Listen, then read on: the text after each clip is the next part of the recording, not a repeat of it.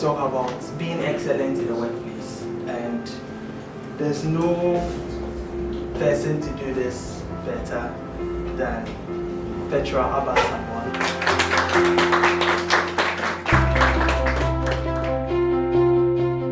It's not going to be a lecture. It's going to be me sharing my story, my experience, and really pretty much the things that I believe have helped me in almost 20 years of working in Ghana.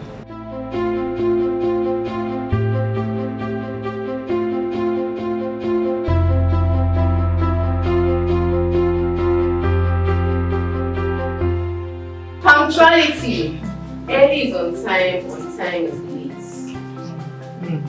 Please remember that if you've never heard it, I know you've heard it. Early is on time is late. To exemplify excellence in teamwork, you need to think about the other person. How is your input impacting on their output? How is what you're doing going to make the overall goal successful?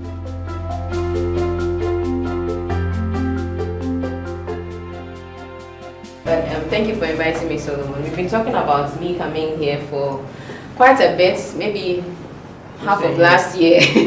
But I'm also here with my colleague, Eko. Eko Kwanzaa is my colleague. He works with me at Oduma Solutions. He's one of our business development executives. So thank you for coming.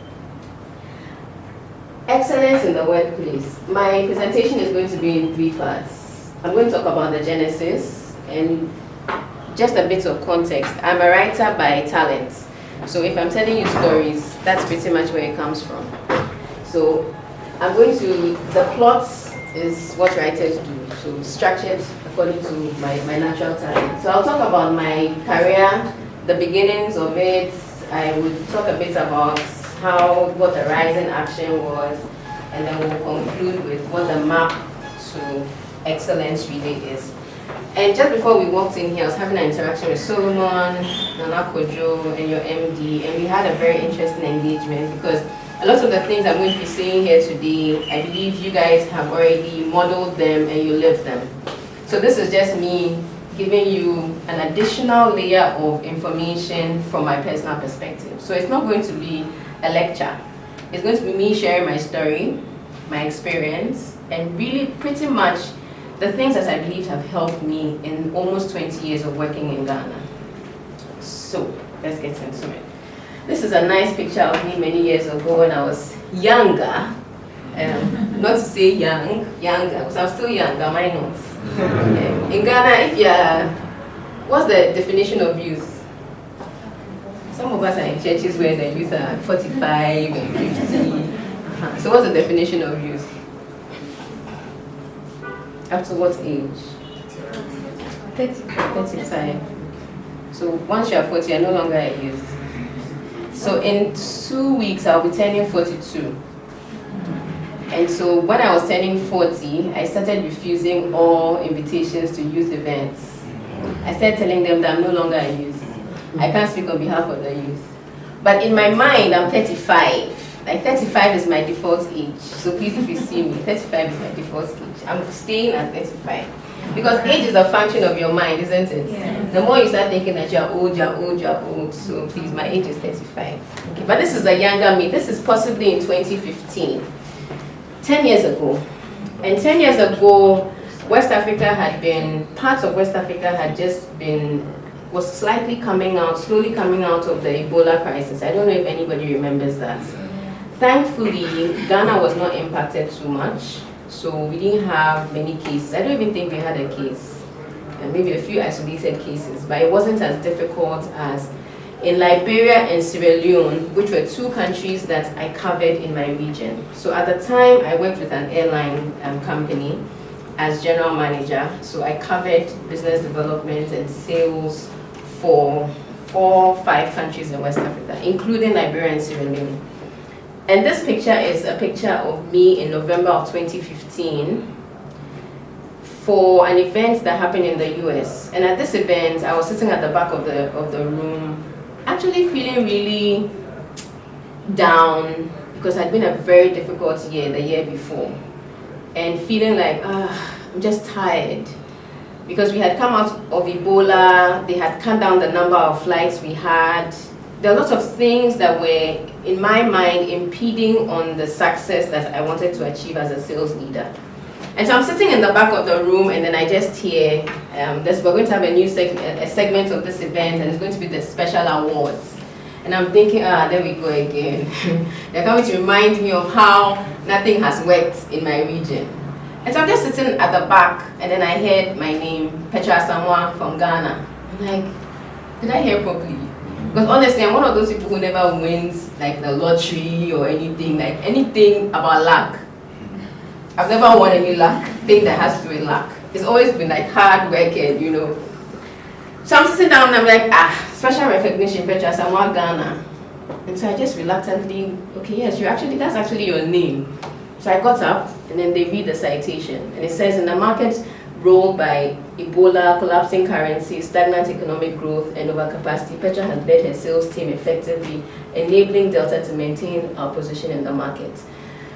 One primary O&D, Accra GFK, were stable in the market, even with our decreased frequency in the peak period. Petra has also used ENCI, so they start explaining why this recognition. And then everything began to come to me, that sometimes the work that you're doing to you doesn't seem impactful, but as long as you continue to take the steps consistently, it adds up. And hopefully somebody notices. So when I was thinking about today's presentation, I was like, okay, you're going to talk about excellence, you're going to talk, what is the evidence in your life that you are excellent? And I remember that I have an award. So if there's anybody here in doubt, please, I have an excellence award by a very prominent company like Delta Airlines. That was given to me in the US of A that says that I'm excellent. Oh, won't you clap? Okay.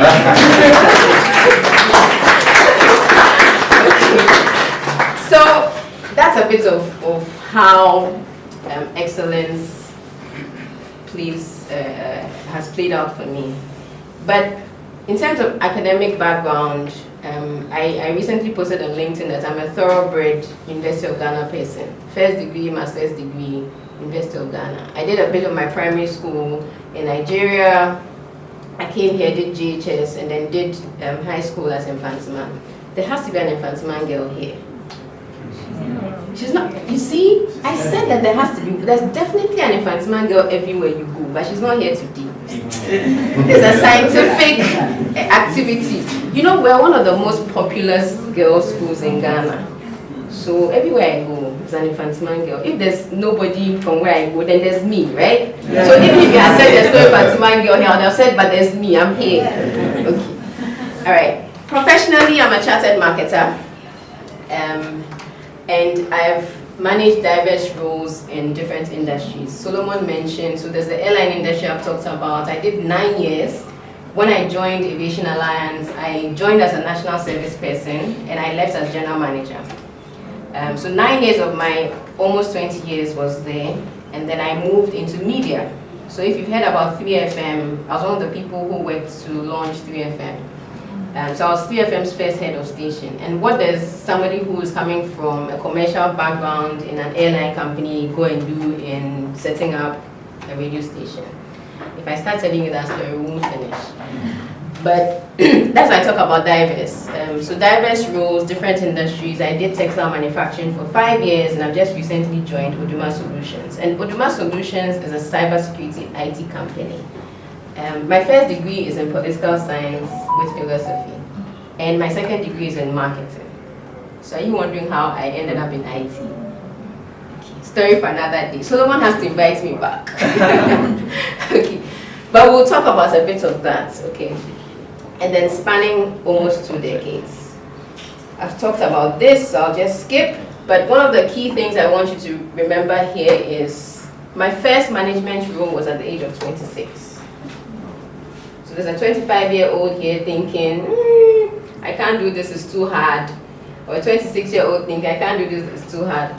I remember the age because one of my colleagues came to me once and I was like, oh Petra, you're a manager, you're so young. And I don't know what happened. Maybe that thing that happens to us when somebody says, oh, your shoe is nice, oh, with all cantamanto. Like, you know that thing that happens, like, how are you saying my shoe is nice when I put it at cantamanto? You're trying to beat yourself down. Or, we talk also. that thing. So it just occurred to me when he said, you're 26. He was complimenting me. He told me to say thank you. What occurred to me was, but Mark Zuckerberg is my age, and he's the MD, he's the founder and CEO of Facebook. That's what I told him. He was like, Petra. So that age has stuck in my head because of that conversation. So whilst he was thinking that, oh yeah, you've done very well, I was thinking about Mark Zuckerberg and how more he has done. Not a good thing, but it happened. So at 26, my first responsibility over people and resources happened. And it was a very scary situation. There were times I would sit in the car park and not want to go into the office. Because everybody in my team was older than me. Everybody in my team was more experienced than me. And everybody in my team had seen me when I walked through the door as a national service girl. So they had sent me. Thankfully, we didn't used to send people to buy beans and wachi and all that. But yeah, they had sent me on errands.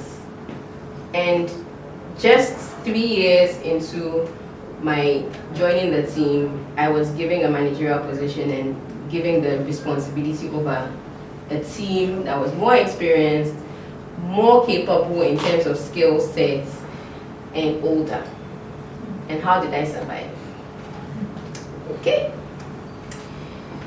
Let's ask the question. Excellence is one of your values, so I don't even need to go into all of that. But excellence, essentially, the quality of being excellent. Very good of its kind, eminently good and first class. For a very long time, I was so excited about my first class degree. Like, oh yes, first class, 3.79 GPA, University of Ghana. Shock. You know, the University of Ghana graduation day, anybody went to University of Ghana here, you would know that they would mention the first class students, they mention our names, we walk jet to the front, go and shake whoever we have to shake. They mention first class, second upper, and then they say, and the rest. Like everybody else is the rest. So I used to feel really good about that. Every time I went somewhere, when I was starting my career, it was a big deal. And then it became an albatross around my neck. Because my MD at the time would say, yes, Petra, you are the one who had the first class. What do you have to say? Yes, Petra, you are the one who had the first class. What's your input on this? So it's a good thing, but beyond just having the certification, there's the proof of value that also had to come. Okay? How is excellence demonstrated in the workplace? How have I tried to make this real? Why would anybody choose a 26-year-old, less experienced person and say, go and manage the team? Be the one who is responsible for these people. And I say it all the time, it was mainly potential and attitude. There was no evidence that beyond just my attitude and the perception of potential that gave my management the perception or the inkling that I will succeed. And so excellence is really not just you've done it for 10 years. It's the attitude. It's how you come to the room every day or majority of the time showing up for your work. When I was doing national service, I was a front desk executive. I never called myself a receptionist, by the way. Front desk executive. I've always been posh. And I asked them to give me a computer because I told my office manager at the time, there's a lot of things going on in the customer service area. I think I can help them do some of their work. So please give me a desktop. And when they're busy, I'll assist the clients. So they gave me a computer. Once they gave me a computer, I was no longer a receptionist. I was now an executive. I now had additional responsibilities because the office manager would bring me her letters, all the proposals people were sending in. Petra writes the response for me, I'll do it. Petra, do this, I'll do it. My nickname became Ejima Moro. And then one of the key things I believe gave me visibility in that team was a research I did for the organization. And I don't know if we even still have it. There was this very, I remember the name, but a software we used to do our longest is when I was in school. Not as complicated as R. And I just went to the manager in charge of my department and said, we need to figure out the days of the week that we have the highest number of people working in here so that we know how to manage the team from the call center and the front desk. So essentially traffic management for a customer service area. I did political science, but I also wrote a long essay. So I had a bit of a research idea. And so I went to him with this problem I had identified. And he said, okay, so what's your solution? I can do a research. Every day of the week, based on the number of tickets we give out, we'll count. And then we will know which of the days we have more clients walking in, and which of the days we have low traffic. And then we can deploy the team based on that. When I finished my research, I presented my research as a management meeting. Who is looking like the most intelligent person now? Naturally. So immediately, because of high quality work, but also spotting a problem and trying to solve it, it gives the impression of value. So if you're going to be excellent in the workplace, one of the key things is high quality work. You can't be the one who is submitting work, you haven't completed it. The T's are not dotted, the I's are still hanging, oh, it doesn't matter. And I think we also have a cultural problem where, oh, nobody would notice. The seamstress has sewn it, one leg is 2 inches, one leg is 1.5 inches. Oh, just do that trick up from like opium. Excellence is difficult if you don't make it your habit. So high quality work is important. That's one of the ways to exemplify excellence in the workplace. Reliability. Can we depend on you? There were times I had to go to work on a Saturday and stay longer hours. There were times I didn't have lunch. I was joking with Solomon of how I'm a recovering tea person. I didn't came in with my tea. I mean, did you see? A tea junkie. Because that was my go-to for not, if I don't want to have lunch, I'll drink tea. Okay, it's not a good thing. Please feel like you're here like that, don't do that. But drink tea is good. Yeah. But being reliable is an important thing in the workplace. If your teammates know that when we come in at 8 o'clock, we'll see Akosia, she will be here. And when she says that she's going to do something, she will do it. That's how you demonstrate excellence. If we can't depend on you, you can't be excellent. We need to be able to rely on you. You can't be the person we say that, oh, when, what name can I use that is not in this room? I don't want to be prophetic, but I'll just mention somebody and that's their character. Is that Sebastian here? No, there's no Sebastian in this company. Good. So Sebastian. And Sebastian is the type of person, every time he says, look out, hey, you have to look down very quickly. You have to be reliable. Reliable, say what you mean and mean what you say and do it. If you're going to have to, if you're unable to deliver on something, go back, communicate to the person, let them know. These are the challenges I'm having. I can't get it for you by Friday. Can I have an extra day to deliver? Don't do what some people do. Friday, the report is due. 4:59 p.m. on Friday. Dear Petra, kindly find attached. Send. There's no attachment. There's no attachment. Then Petra is waiting for the report. So at 5 o'clock, she opens her email. Is there Sebastian again? Open Sebastian's email. No attachment. Petra, kindly find attached. No attachment. Sebastian, his phone is off. 5 o'clock, he's gone home for the weekend. On Monday, Sebastian, there was no attachment. Oh, Petra, I'm so sorry. Kindly find attached. He has now finished the report. And he's attaching it. But he pretended that he had attached it on Friday. Nobody does that here. Please be reliable. Don't do that, no. Don't go to hear that. Punctuality. Early is on time is late. Please remember that if you've never heard it, I know you've heard it.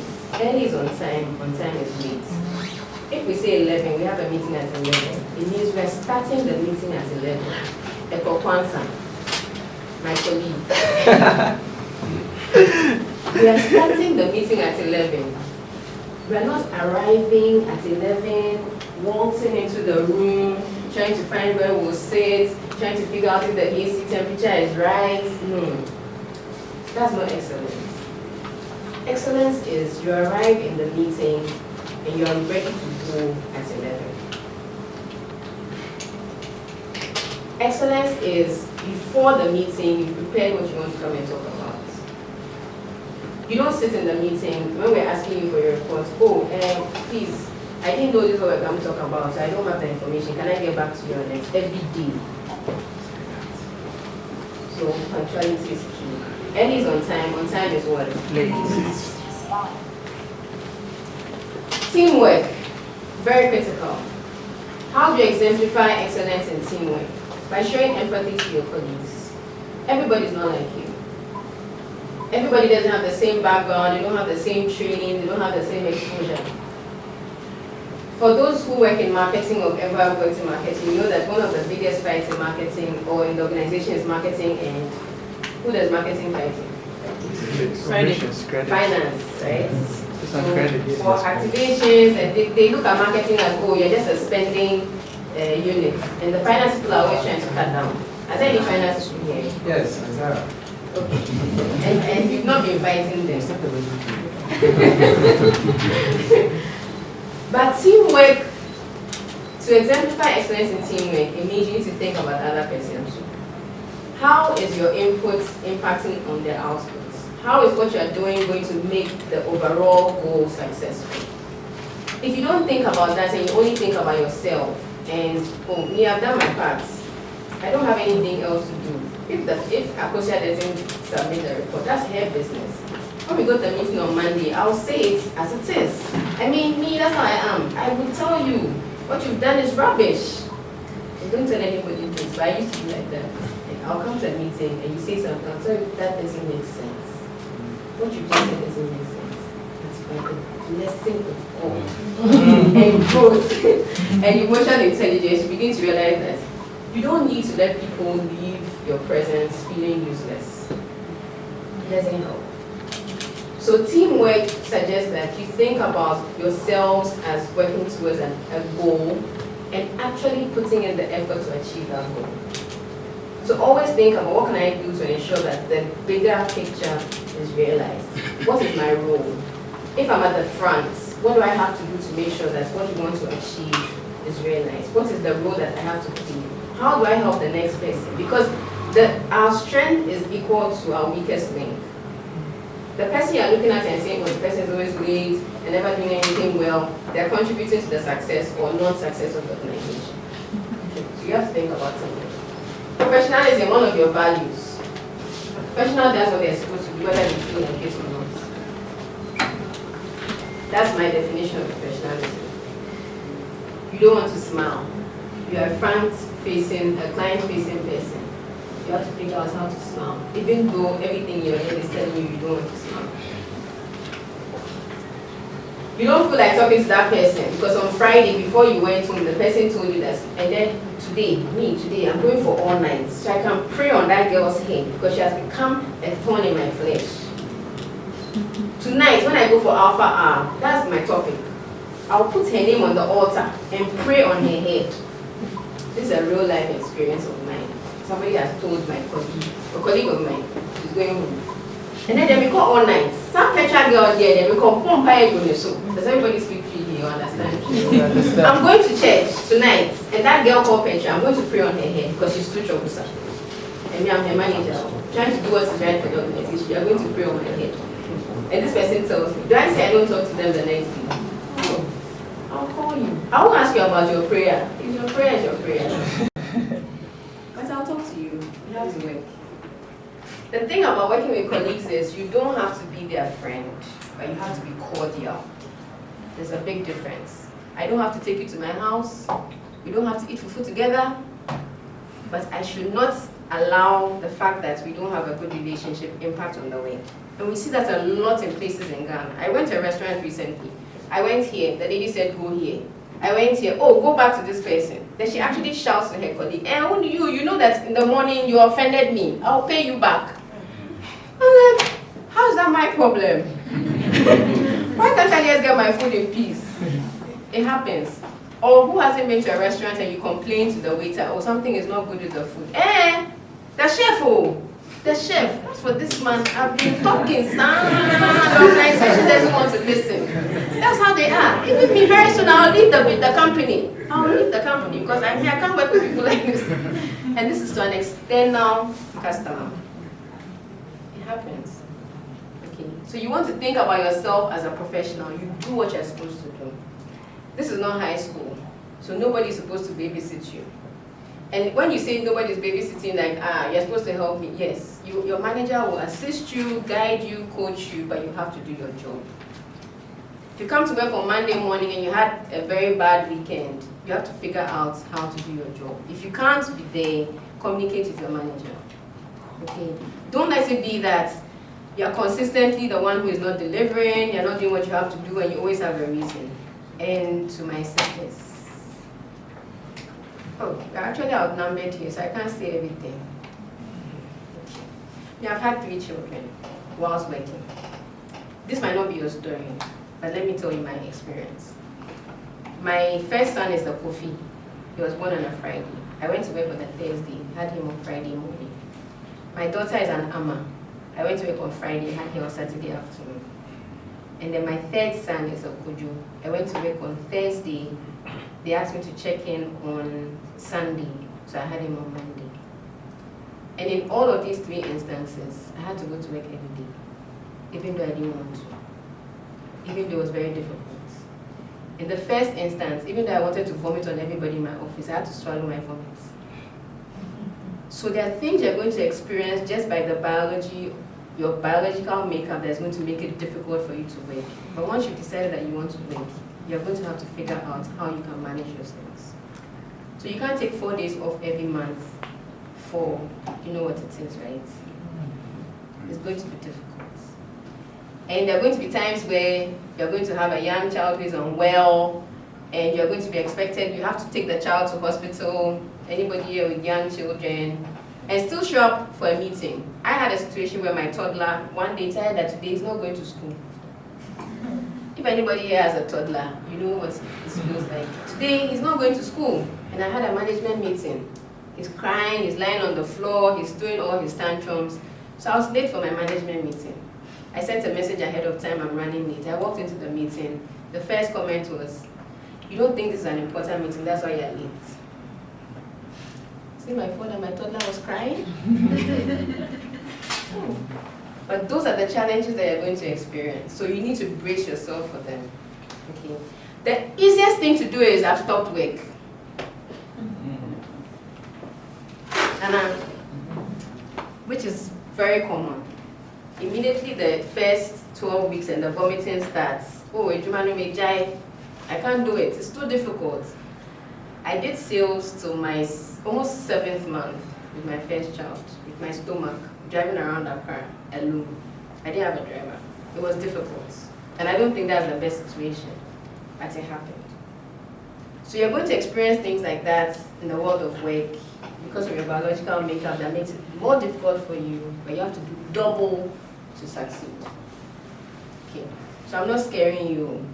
I'm just preparing your mind. Adaptability. Be adaptable to change. Does anybody know what happened to the dinosaurs? You know the dinosaurs, right? There were creatures called dinosaurs many, many years ago. What happened to them? They went extinct. Why? Oh, somebody should. Let me get to know you. Okay, Hannah. They couldn't adapt to the new world. They couldn't adapt to the new world.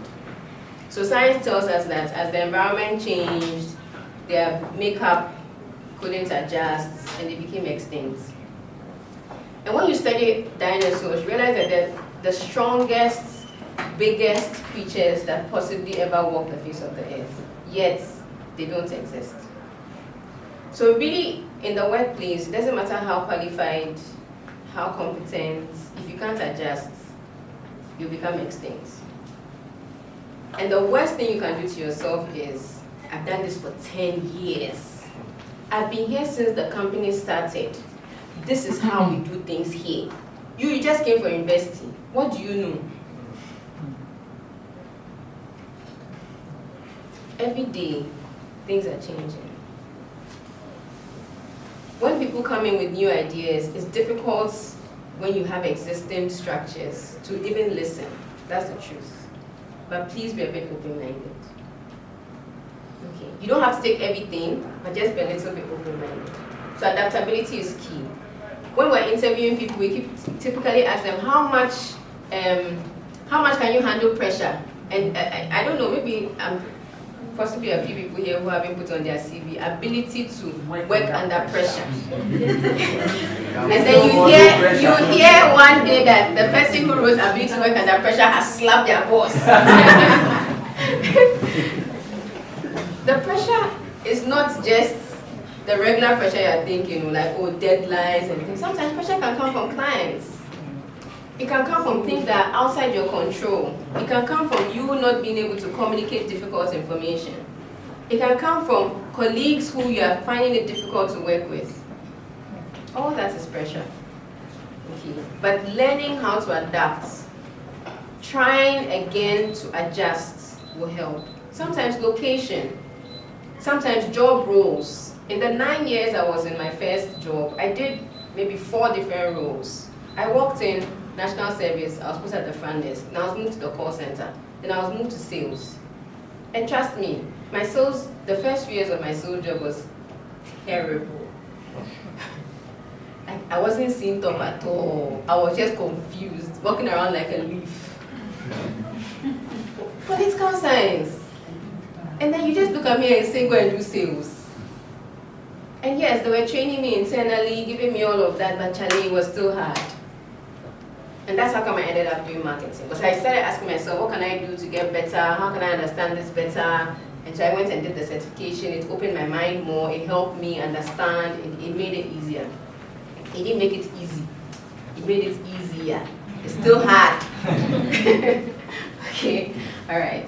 So I've been adaptable. You've been hired. You've been given a role. 1 year down the line, your role has been changed. That's not what you told me. Changes can happen. I've worked in a situation where I've had 3 different bosses within a span of 3 years. Everybody with their different leadership style. You have to adjust. Okay? And I become extinct. I've talked about problem solving. If you're going to be excellent, you have to figure out, don't just be the complainer. Oh, this doesn't work, that doesn't work. Okay, so what's the solution? What can you suggest? How can you help? It might not be your space, but what can you suggest? How can you contribute to the solution? That's a very key thing about demonstrating excellence. Continuous learning. The organization will train you, they'll provide capacity building opportunities, they'll bring petrels to come and talk to you, but yourself, you have to take responsibility for continuous learning. Learn about your industry. Learn about what the trends, the new trends are. Learn things beyond your industry. Learn about technology and how it's going to modify what's going on in your industry. You have to learn because it's one of the ways to future-proof your career. Does anybody here know anyone who is a secretary? Not our grandmother or mother, but somebody in our generation who is a secretary. And that's their title still. Very few people. But my mother did stenographer 1 and 2 at City and Guilds something. That was her training. And in those days, going to City and Guilds was a big deal. But in 2025, we're not even talking about that. So stenographer 1 and 2, for the young people, go and Google it and find some information. But people had typewriters. Have you seen a typewriter? Yeah. They push it, that was their job. And if you didn't go through them, you can't do anything. And then computers came, and those things became extinct. So you need to learn new skills, and you have to be thinking about it. And that for this current dispensation, the rate of change of information is fast, so fast that if you're still relying on what you learned in university, most likely you're already old. Your information is old and outmoded. So it will be your base, but you have to build on it. Okay. And if you're still thinking, oh, what I did 10 years ago is still relevant, the theories are always going to be relevant, but practice evolves. Okay. And then effective communication. To be excellent, you have to know how to communicate. And this is not just writing, but also speaking, it's also presentations. If you don't want to talk in the world of work, your visibility will be impacted, your growth will also be impacted. Hello to the introverts, like me. Oh, where are the introverts? Okay. Like, this lady, every time we go to meeting, she's always talking. Me, I don't like that too. I just want to be in my corner. And my work will speak for itself. Your work doesn't have any voice. You will not speak anything. You will not even whisper. So you have to learn how to communicate. You have to learn how to tell your story of the value that you bring into the organization. It doesn't mean every time you walk into the MD's office and say, oh, sir, last week, this is what I did. Oh, have you seen? We did 10 over 10. That's not communication. Learning how to write reports effectively is part of communication. What were you expected to do? What have you done? What's in the pipeline? What are the challenges? Not every day, and today we didn't have this, so I couldn't do this. Those are excuses. In spite of the challenges, what have you been able to achieve? That's how to communicate in an excellent manner. What are you doing in spite of the bottlenecks? Where have you had challenges and what is being done to resolve it? Not waiting to the end of the month when you're doing monthly review. Last month I went to tell Mr. Frank. Mr. Frank hasn't done anything about it, so me too, I was waiting for him. That's not an excellent person. How to become excellent? They say Rome was not built in a day, it was built every day. So it's going to be your daily commitment to yourself. Daily commitment to all of the things I've said. High quality work. High quality work means that you read it over before you hit send. You won't send it and say, I'm sorry, I made a mistake. And for those of us who are fast, like there are people like that, they always want to do things very, very quickly. You will make more mistakes if you don't pause to reflect before you complete. So pause. You want to be first, I know. There's some people who are competitive in everything. Since JHS, they are always first. The report, they have to be first. They have to type everything quickly. It's a good thing. But pause, review before you submit. That's how you produce high quality work. If you don't know something or you've hit a snag, seek guidance before you submit. Reliability, punctuality, teamwork. Punctuality is something that will be difficult, especially at the entry level where you don't have your own means of transportation. Like, oh, I have to take 3 churches to work. I also have to take 3 churches to work. I still go to work at 7:45 most days. I live at Kaswa, and my office in Asylum down. Where are the Kaswa people?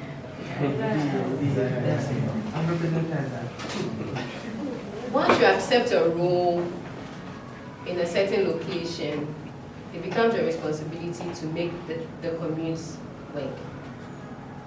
That's the hard truth.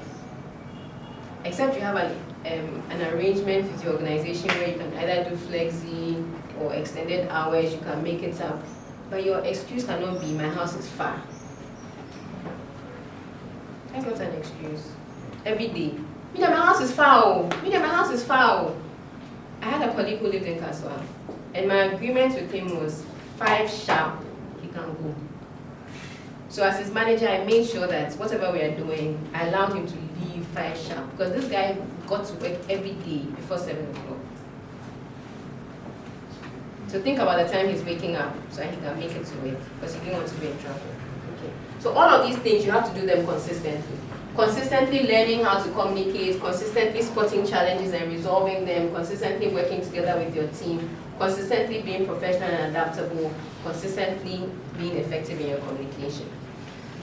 But we're talking about excellence. What's the basis of excellence? 3 key things: your personal values and principles. You yourself as a person, the institution has values. The best way or the best case scenario is when your personal values align with your organization's values. Then it's easy for you. But you have to have your personal values. You have to have the things that drive you, what guides you and makes you say, this thing I will never do, or I cannot do this. So your personal values are key. That's what will drive your excellence. Your personal values and your principles, which feed into your character. And your character impacts on competence, but competence is more technical. So we always talk about, and this is for the LinkedIn enthusiasts, everybody is bagging a degree or a master's or something. We're all bagging things. The bags are full and overflowing. The very interesting ones are people who work and I see that they have like 3 master's degrees and I'm like, hey Charlie, how do you do it? Come and show me. Because me, even my 1 master's, how I suffered, like it was blood, sweat and tears to finish 1 master's degree and work. And people have 3. Hey, okay. But competence is technical. And beyond the certifications, you have to be able to say, I am good at this. I'm a good finance person. And even in finance, this is my area of specialization. I know that I can do this. In commercial operations, this is my area of specialization. I know I'm good at this. In admin, this is my area, I'm good at this. And it's not a one-day thing. I struggled with figuring out what I'm good at because very early, I've always been a multi-potentialite. I could do different things. When I was in youth church, I was in like 5 different departments. So I'm doing this, I'm doing that. You know those kind of people? Like, oh, I can do a lot of things. So everybody's putting you in things. But at some point, you have to be able to sit down and say, what am I really good at? What am I great at? And very importantly, what would somebody want to pay me to do? It's not that COVID, everybody's cooking, we're doing restaurant from home type. And those of us who are friends have started cooking, catering businesses, we can't tell them the food is not nice, but we are inside. So competence, you need to get the point where people actually, there's a commercial value to that skill, okay? It's not just the certificates. So you don't just walk in and say, oh, because I have a degree in X, it means I'm good. No. How have you been able to operationalize it and make it work? How have you been able to operationalize it and make it produce results in the real world? Okay, all right. So I'm going to pause at this point because I've been talking now for almost an hour. And if you have questions, I'll take your questions before I wrap up.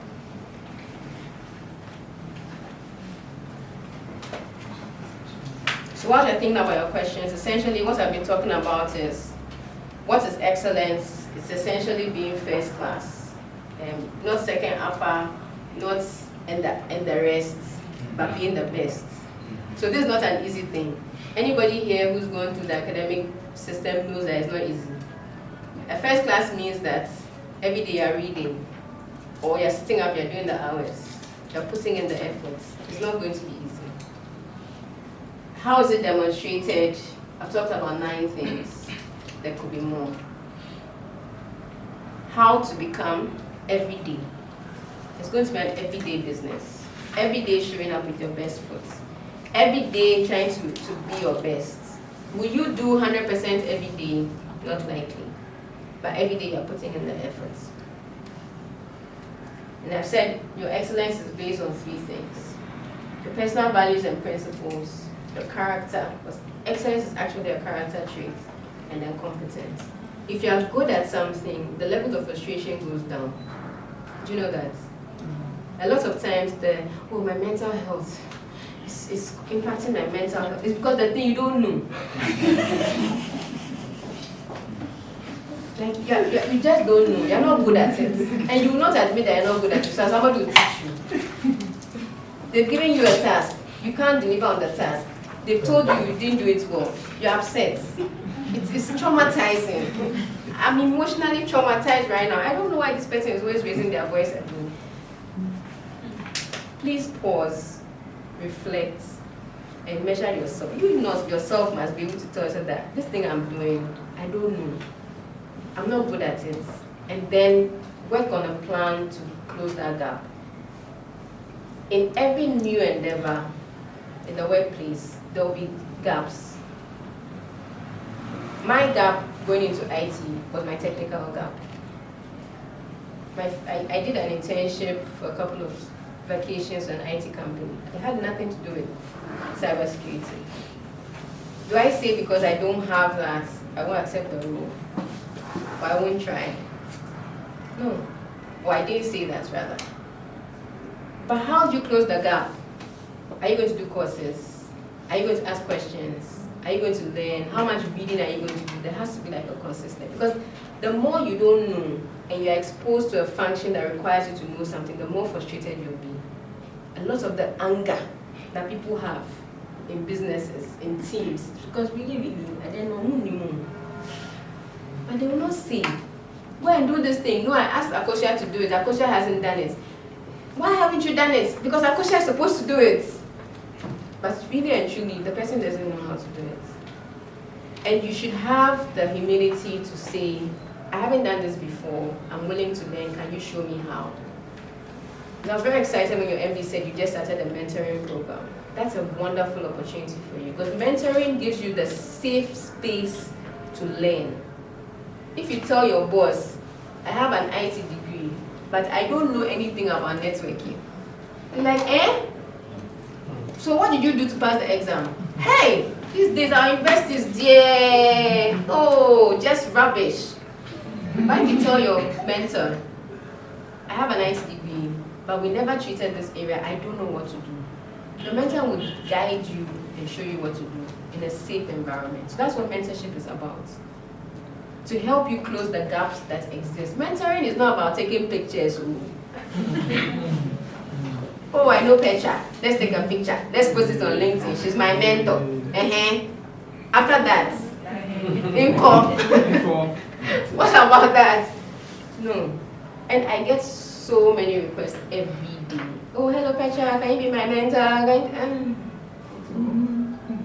Yeah. I have a mentoring program. You apply, come in, we work together. Currently, there are 28 young people in that program.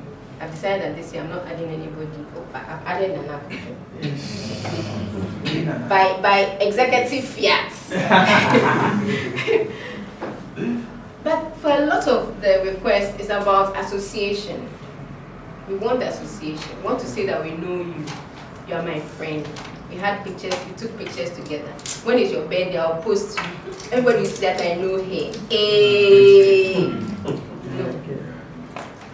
The other thing about mentoring is the person doesn't necessarily have to be a prominent person to mentor you. There are people in your inner circle, your family, there are people in your church. My best mentor, who I unfortunately lost in December, was somebody I met in church. And he was just a regular person. Nobody, if I mention his name, you don't know him.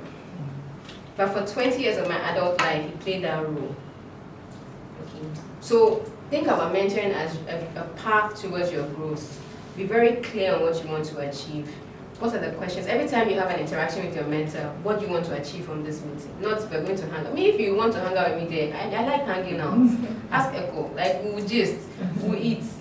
But if you don't ask me any question, we'll finish, right?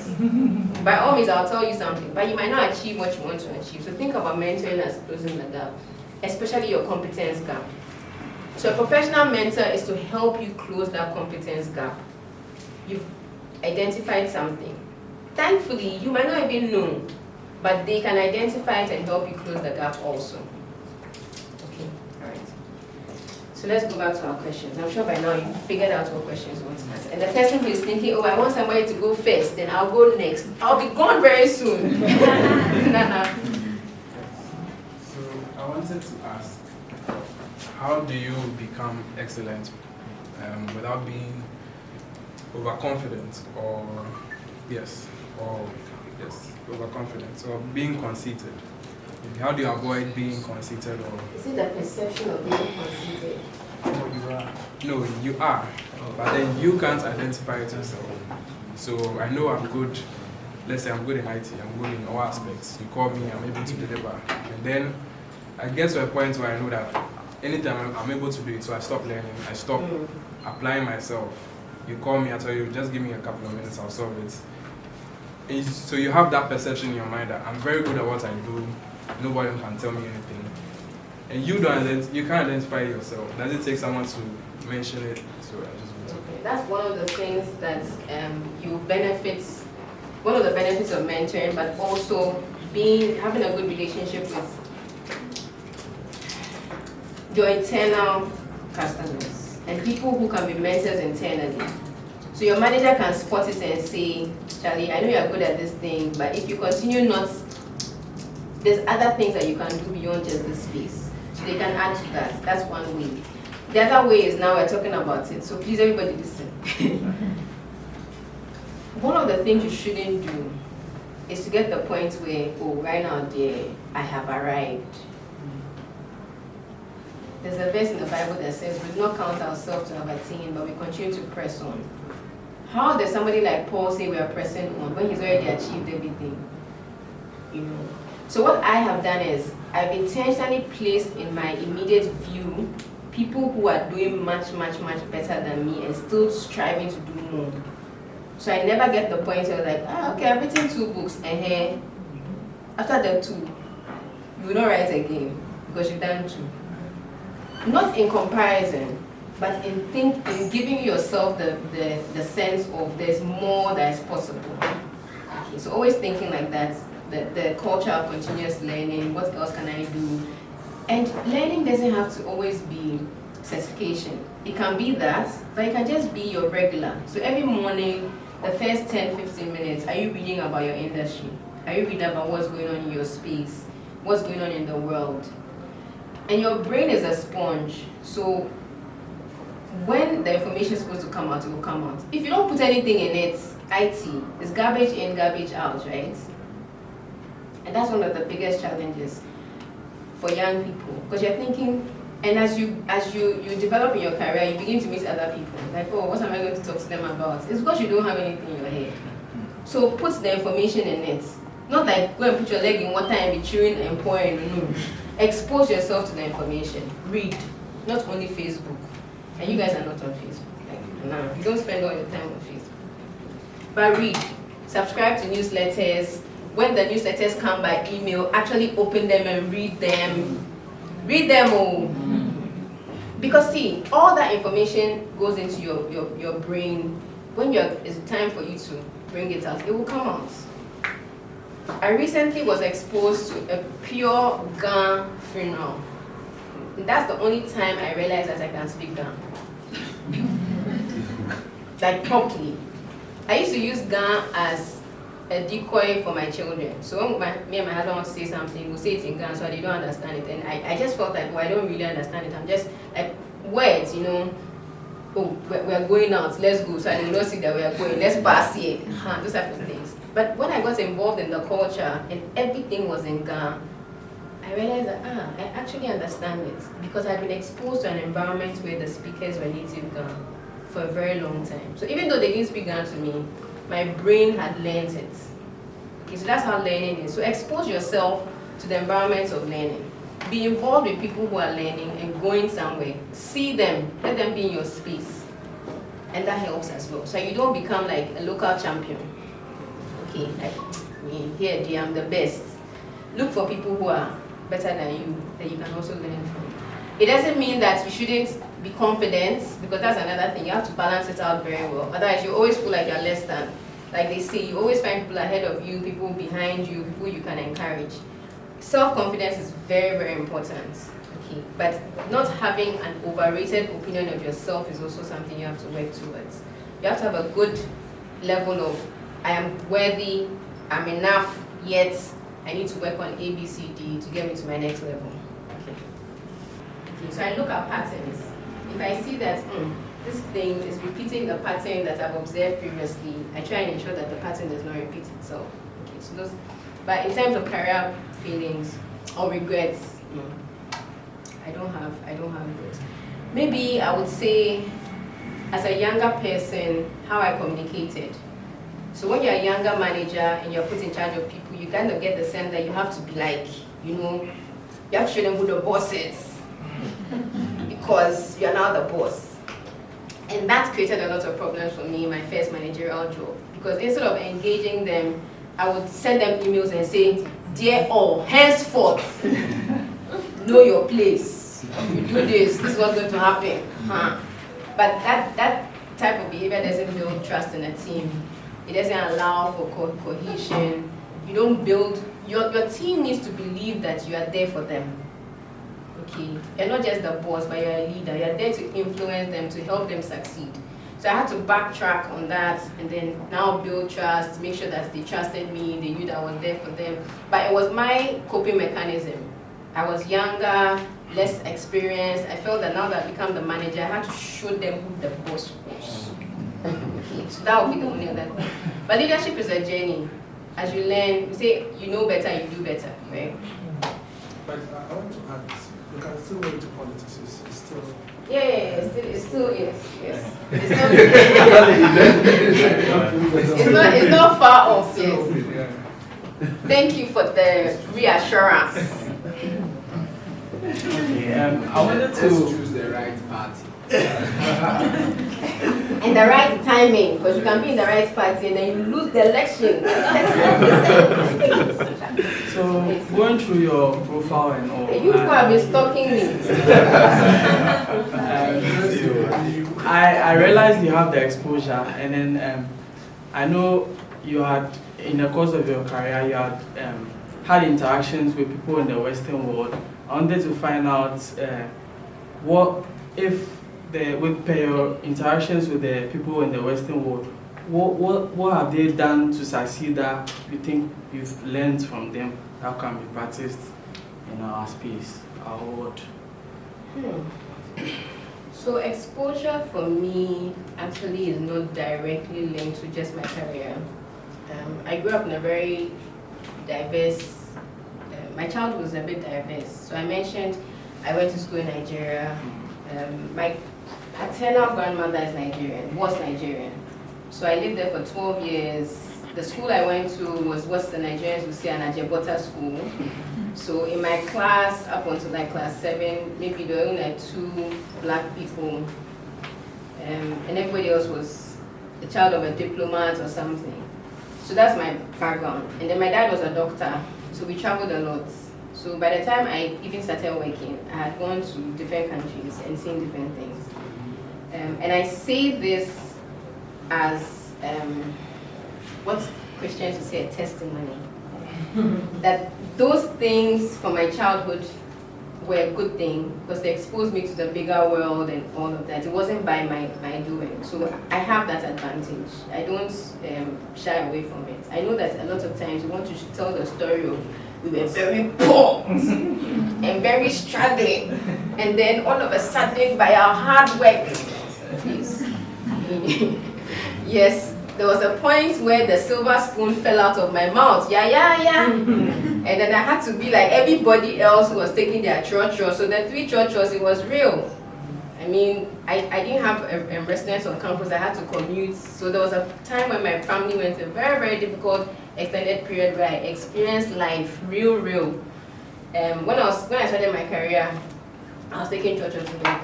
My first car was bought by the organization and given to me because I was in sales. Okay, so I didn't have that extra, but I already had some amount of exposure. And then I went in a multinational company that helped me travel. So that's the basis of the beginnings of the exposure. Okay, what have they done that makes them more excellent? I think because they have imbibed certain cultures. They've accepted it as this is the way we do things. Okay, so working in an American organization gives you a certain mindset. So these things I'm saying, for instance, about early is on time is late. You can't walk into a meeting and say, oh, I'm sorry, there was traffic. Huh? They don't understand that the internet is not working in Ghana. No. So before you go into a meeting, you have plan A, plan B, plan C. We once had an event. We went fully on generator. And this is in the early, maybe 2012. The event was fully on generator. But my boss says, I'm not relying on ECG. By the time ECG goes off and we're switching over, we've lost like 2 minutes. 2 minutes was too much time. So you're going to a presentation. You have your main presentation. I've sent to Solomon. I have my backup on my own laptop. I have my third backup in my head. I have my phone. So if this laptop goes off, this one goes off, I'm not like, hey, where's my speech? Where's my prepared speech? I don't know where my speech is. This is not my prepared speech. Those who know what I'm talking about. No. Okay, no. You have to have a plan. So it's the culture. And then the acceptance of this is the right way of doing things. The refusal to accept the excuses. Because if you want to accept excuses, there are lots of reasons why you don't have to do something. That are genuine reasons, So for me, that was just it. I think the other thing was just they have an open culture. So there's transparency of feelings. I mean, in some parts of this our Ghana, somebody can be smiling with you, but they hate you. They are cutting you. They are susu-poning you. Oh, Charlie, pray on your head. But in the morning they come like, oh, Petra, Charlie, what's up? How's your weekend? Like, it's not the person who I thought was my friend. So their mode of communication. If they don't like something you've done, they will tell you. Okay. So I worked in Ashesi for 2 semesters some years ago, and part of the orientation, and I always liked it. Patrick Owa came to us and said, this is a no BSing environment. You know what the BS means, right? Don't be pretending. There's a problem, talk about it. Don't make it look like, oh, we are cool, but we're not cool. Maybe I'm just waiting. When I get here, I'll meet her. How does that help the organization? It doesn't help. You know, so those are some of the things. But I don't think that inherently they're any better than us. Like, when you put us and them in the same environment, the same exposure, like the same tools, we'll succeed as well. Because Ghanaians go abroad and they do excellently well because the structures and all of that. So it's not something about, it's just the system that they've built that makes it, makes succeeding easier for them. Yes. So you can't be late to work. Okay, let me give you a typical example. It doesn't happen here. We're supposed to be at work at 8 o'clock. And your organization, they write, Abi, not here, not here. And then 8 o'clock, the security man will draw a red line. Then you come and see 3 people have squeezed their name between the last person who arrived at 7:59 and the red line. Nobody knows that here. Don't do that here. But in an environment where it's structured where you are clocking in and clocking out, how do you go and squeeze your name in? How do you lie to the policeman? It has happened to me before. He said, hey, madam, we crossed the red light. I said, master, where's your evidence? He said, the camera captured you. I said, okay, show me the evidence. Will I do that in America? I won't do that in America. Even if my mind is not working well, so immediately show me that, yes, at this time of this day, on this particular date, at this intersection, you crossed. So I was arguing with the policeman. Because in my mind, I didn't cross. But he says I crossed. And I suspect that man that he's just standing there looking for people to catch. Okay, so I really think it's just the structure, the system, the culture. Thank you. Yes, sir. How long more do I have? We can just take 2 questions. We have one from online. We'll take that before we come in. Okay. So Duke he says that a leader is someone who brings the best out of you and makes you feel relevant irrespective of your shortcomings. One who knows how to genuinely express empathy to you. And this is question. How do I build such leadership traits? Are they inherent or learned with time? I'll say they're learned with time. Because I believe that leadership is a skill.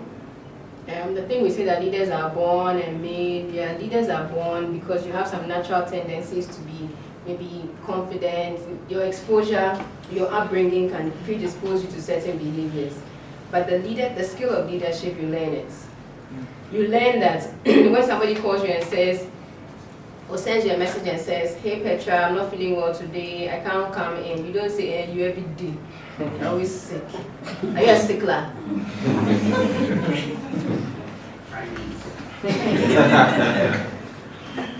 That's something you learn. You learn that even though it comes into your head, it mustn't come out of your mouth. Okay, so you learn that. You learn that you want to tell them that, so you say you have a master's degree, and you don't know this. Eh? So what at all did you learn in that your school? Please, they said they will say, what do you do to them?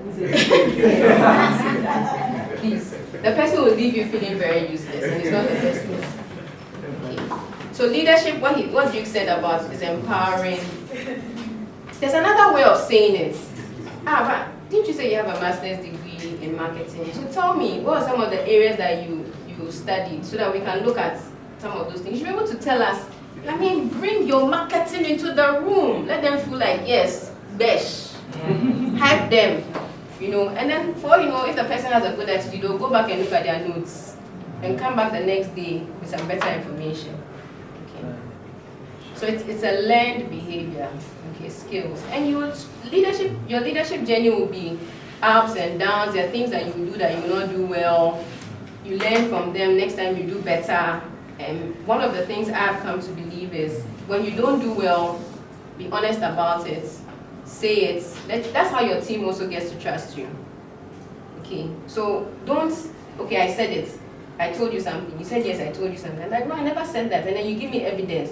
Even with the evidence, I didn't say that. You didn't understand God. No, you shouldn't be going back and forth with your teammates about trust issues and stuff. Thank you. My question has to do with the discipline to remain consistent on the journey of being excellent. I think that is one of the obstacles we have to overcome if we want to remain excellent. You may be able to do certain things in a particular way for a period, but then you may have certain external factors that may derail you from that track.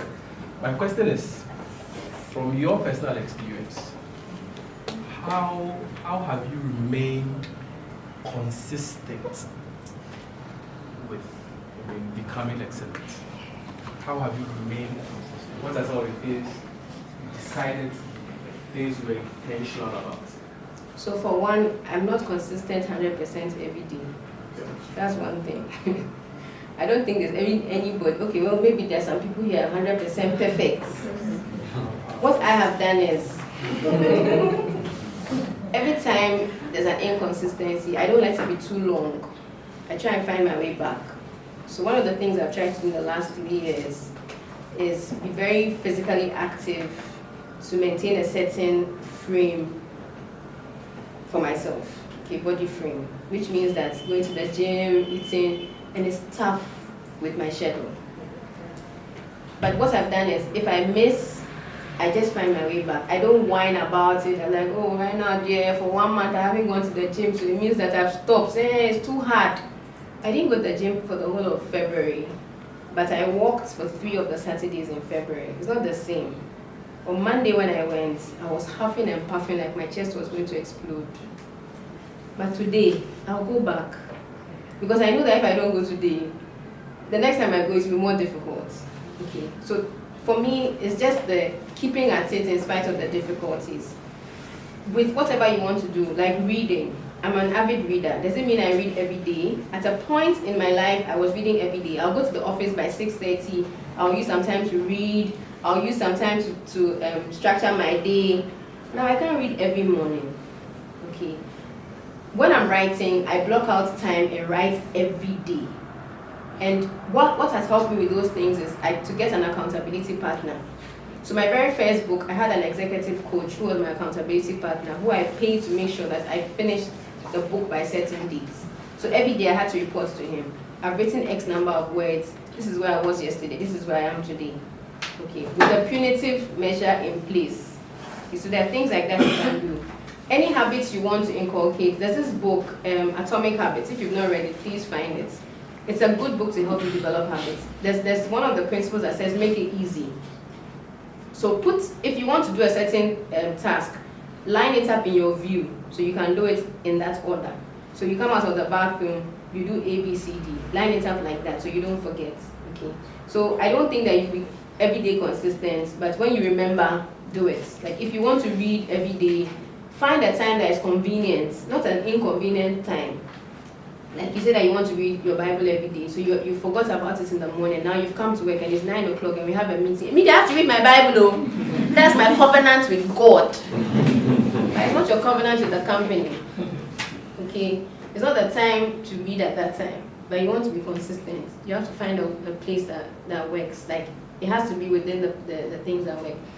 I've also been very intentional about the people I surround myself with and the type of energy that they give. I don't like negative people. And I don't like hearing negative things. So I don't have people in my life who will tell me something can't be done. Another thing, I think it's natural. I don't know how to, when I want to do something, I don't go to anybody to ask them for their opinion to make me want to do it or not. When I think, prayerfully reflect, I talk to mentors or whoever, what they will say will add to what I believe, rather than giving me validation to do it or not. Okay. So when I was changing jobs, for instance, from textiles to coming to a cybersecurity company, I knew that 99% of people who I'll talk to would tell me, hey, no. So I didn't tell anybody. Sure. Yes.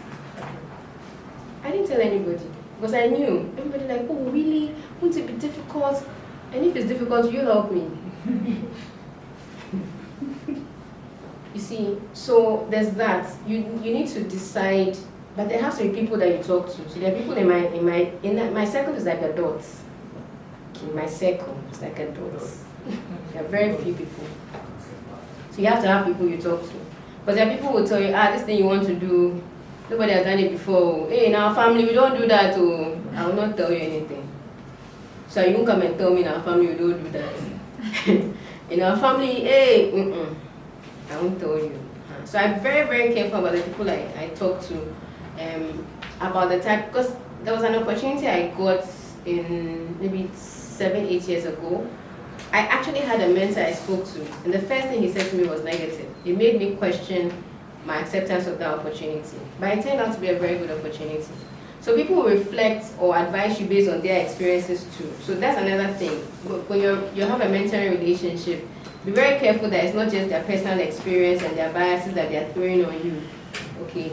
So the best way is, and if you're mentoring somebody too, the best way is let them consider the options and let them make a decision, because you're not going to live their life for them. And you can advise somebody, they'll still make the wrong decision. And that's fine too. You don't throw them away. You still love them in their mess, and then they gradually find their way back. Like a mentor is not a personal board that must help you structure everything. They're just there to guide you. Okay. So that's what has helped me. My circle, very, very intentional about that. I don't seek permission for doing things I want to do.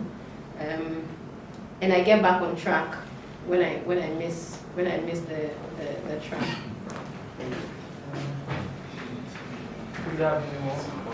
So we're wrapping up. So on your last thoughts, Petra, you did talk about decision making.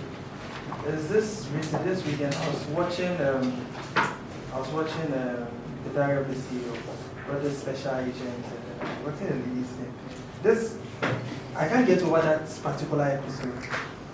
I keep going back to it, the fourth time, she kept saying that the more you make decisions on your own, you are able to control your own destiny in a way. So decision making is everything. If you really want to be excellent, is it a must skill that you should be able to make mistakes, learn from it, and then get better? Is it one of the key pillars if you are talking about excellence? Because I've never thought about decision making in that way, that is able to set you up. So I like it. You rightly said, when people are giving you advice or even offering you guidance, what they're actually offering is based on their own experiences. So sometimes you also have to go and then experience it for yourself, and you can make that conclusion, draw that particular conclusion. Is that one of the key pillars of excellence, decision making? It hasn't he answered this question. No, but I think this is like the fourth time listening to that particular episode, and I just want that confirmation because you touched on decision making. It just hit me. Yeah. So the thing I would say is one of the biggest benefits of adulthood. And everybody says adulthood is a scam. Adulthood is nice, because when you say no, can somebody beat you? When you say you will do something, nobody can punish you. I say I'll go. I say I won't go again. What can you do? I'm an adult, right? So that's one of the good things about adulthood. So in terms of decision making, the biggest thing you must tell yourself is, when you make a decision, whatever the consequences are, you bear them. And you bear it alone. That's what being an adult is. People can advise you. So that's why you shouldn't listen to bad advice. So always ask yourself, this thing that this person is telling me, when the consequences arrive, would they be here with me? So I have a life partner that I've been with since I was 19. If I'm making a decision, and I know by all means to impact him, I need to talk to him, right? But if I don't talk to him and I make a decision and it impacts him, I've done something. So that's one of the things. So you have to own your decisions. You're going to do something, know that the consequences will come. As for God, He will forgive you. But when the consequence comes, and the stomach is growing bigger and bigger and bigger and bigger, you bear it alone. Alone. So decision making is. I just read a book by Terry Mantin, Between a Rock and a Hard Place, and I reviewed it. And essentially, he says your destiny is an outcome of your choices, your decisions. So whether to go, you get to the junction, whether to go left or to go right is a decision. The information you have sometimes in relation to make a particular decision might not be complete. And that's why I said, as you know better, you do better. So you look back and say, I didn't do very well. The information you had at the time may have predisposed you to doing certain things a certain way. Once you know, the next time you have an opportunity to make a decision, you do better. You never get the point where you say that now, I'm a go, I don't have anything else to do. Okay, so I wish you the very best. For those of you who started out, please bring your full self to work. Don't see this as just a place where you get paid and go. You will not succeed like that. Anybody I know who's ever achieved anything has always done extra. And yes, they'll say, oh, you are doing too much, you're trying to be the favorite of the boss. It doesn't matter. It doesn't matter what they think. You're building your career different from theirs. In 10 years, you'll be somewhere else. You might not even remember them. There are people I've worked with, I don't even remember them. I meet them, they're like, oh, I worked with you, I don't remember you. You know, some people, I started my career with some people, and we are completely different now. Different career paths. So it's an individual thing. You have friends at work, but it's not a group sport. They didn't hire everybody and say, even when you started national service on the same day, your outcomes are going to be different. Okay. So exert yourself, do your best, try to always do something more than what is normal. That's how you set yourself apart. That's how you would develop quickly. That's how you can make a mark. That's how you can be impactful. But if you want to be normal, do you remember anybody who is normal? I always say that people who are successful are abnormal. You know, and the older I get, the more I realize that it's really the abnormal people who make a mark in this world. The everyday people, you don't remember them. You're talking about Elon Musk, you think he's a crazy man. Is he normal? Is Donald Trump normal? you know, all these people that we talk about, it's because they're abnormal. So your difference is your superpower, so embrace it. It doesn't mean that if you are very prim and proper from tomorrow, no, hey, Petra says I should be abnormal, so now I'm going to do this. No. That's also there's a good place for being structured and conventional, conservative. There's a very good place for that. But look for what is different about you and every time bring it. So when you're not around, you say, oh, Akosha is not here today. If she was here, she would have done it this way. Doesn't mean nobody else can do it. And that's the balance between you feeling like you're indispensable and you feeling like you're valuable. There's a difference. You must know that you're valuable. When you're not there, something will not get done how you want it to be done or how you would have done it. But it doesn't mean nobody else can do it. Me, or wherever I've worked, I've never kept my leave to the next year. I always take my leave. Me, I like enjoyment too. I'll go on leave. But I'll make sure that my work doesn't suffer. So somebody in my team should be able to do part of what I'm doing. They will not be exactly like me, because nobody is like you. But they should be able to do it. It must go forward. That's how an organization is a living organization. That one person is not there, the work mustn't stop. Okay. So you also don't build yourself like, oh, me, I'm a chief over here. Go. That's not a good thing. Okay, all right. So thank you very much for having me.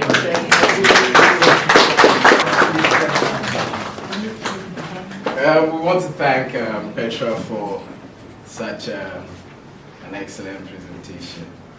I enjoyed it. I made notes. I've seen that there are people here who just left school, who did not write one thing, who came into this meeting without a notebook, without a pen. And if I ask them questions now, they'll start telling me stories, speaking grammar. You know, so at the end of the day, excellence is something you do. And it starts from the little things. And we've talked about taking notes, isn't it? In our Wednesday family meetings. You should never, as part of excellence, and you heard Petra, that she had a notebook, she goes to sit with her mentor and she takes notes. Every opportunity you get to speak to somebody or to listen to somebody is an opportunity for you to learn. Or it's a bouquet of things you do. And she listed them. I've recoined it into preach it. So, preach it. We should preach it. PPPRECHT. Preach it. And she did a good job preaching it to us. The first is punctuality or professionalism before punctuality. Professionalism. She spoke about professionalism. And we all know professionalism. All diamonds know professionalism. Wednesday meetings. And we know that cardinal point, one of the cardinal elements of professionalism is punctuality. Arrive early. We speak about it all the time. So she's helped us to remember some of the things that we've been talking about. And the other P is the 3 P's, problem solving. We have to be on the cutting edge, isn't it? Yeah. We have to be curious. That's also in the project, right? Curiosity. That's how you can solve problems. If you don't ask questions, if you don't go around with your notebook asking, how do you do this? Why are you doing it this way? Why not do it another way?